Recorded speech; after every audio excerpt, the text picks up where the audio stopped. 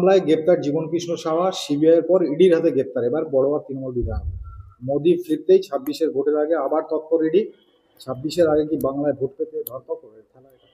দেখুন, ইতিপূর্বে জীবনকৃষ্ণ সাহেব 13 মাস জেল খেটেছিলেন সিবিআইয়ের হাতে, তারপরে জামিন পেয়েছিল। এখন ইডি আজকে সকালে বাড়িতে গিয়েছিল। উনি পাঁচিল টপকে পালানোর চেষ্টা করেছিলেন, মোবাইলে ফেলে দিয়েছিল। পাঁচিলের হাইট উঁচু হওয়ার কারণে হয়তো উনি টপকাতে পারেননি, ওনাকে ধরেছে, গ্রেফতার করেছে। তো আমি দাবি তুলেছি একটা, যে আমাদের দাবি মানতে হবে, পাঁচিলের হাইট কমাতে হবে রাজ্য সরকারকে।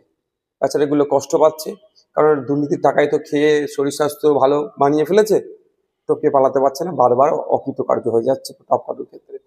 তো এখন ব্যাপারটা হচ্ছে, হঠাৎ এত তৎপর হয়ে উঠছে কেন ইডি বা কেন্দ্রীয় এজেন্সি? আমাদের একটা সন্দেহ হচ্ছে, নতুন করে বিজেমূলের বাইনারি তৈরি হচ্ছে না তো? যে বিজেপি তৃণমূলের যে বাইনারিটা আমরা ক্রমশ ভাঙতে পেরেছিলাম, মানুষ বুঝতে পেরেছিল যে কিভাবে আমাদের বাড়ির মেয়ে তিলোত্তমাকে খুন করার পরে সিবিআই কেসটা হাতে নেওয়ার পরেও যেন একটা ঝিমিয়ে চলছিল। যত সময় চার্জশিট না দেওয়ার ফলে জামিন পেয়ে গেল সন্দীপ ঘোষেরা, এই সমস্ত বিষয়গুলো আমাদেরকে ভাবছিল। তো নতুন করে জীবন কৃষ্ণ সাহেবকে ধরাতে একদিকে যেমন পজিটিভ দিক, যারা দুর্নীতি করেছে দ্রুত ধরুক, সাথে সাথে আমাদের একটা, কারণ গোলপুরা গরু শিগুদুরে মেঘ দেখলেই তো একটু আতঙ্কিত হয়। তো আবার নতুন করে বাইনারি তৈরির চেষ্টা হচ্ছে না তো? আমরা চাই এই দুর্নীতির সাথে রাঘব বোয়ালগুলোকে খুঁজে বার করুক। এই চুনোপুটিগুলোকে ধরলে হবে না। এরা টাকাগুলো তুলে কোথায় পাঠাতো, কাদের কাছে টাকাগুলো দিত? এদের ক্ষমতা নেই সব টাকাটা হজম করার। যদি ক্ষমতা থাকতো সব টাকাটা হজম করার, তাহলে ওকে দিতে, ওকে অ্যারেস্ট হতে হতো না।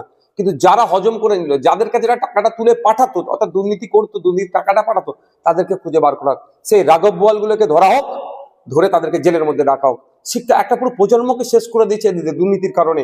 আজকে উচ্চশিক্ষায় শিক্ষিত হতে মানুষের অনীহা। আপনি খোঁজ নিয়ে দেখুন, ক্যালকাটা ইউনিভার্সিটির কথা যদি বলি, প্রায় 50% সিট এখনো খালি রয়ে গেছে, অর্থাৎ ভর্তি হয়নি। কেন? কারণটা কি? উচ্চশিক্ষায় শিক্ষিত হওয়ার যে প্রতি অনীহা। কারণ চাকরি নেই, চাকরি হলে আবার দুর্নীতি হবে। এটা বন্ধ হওয়া দরকার।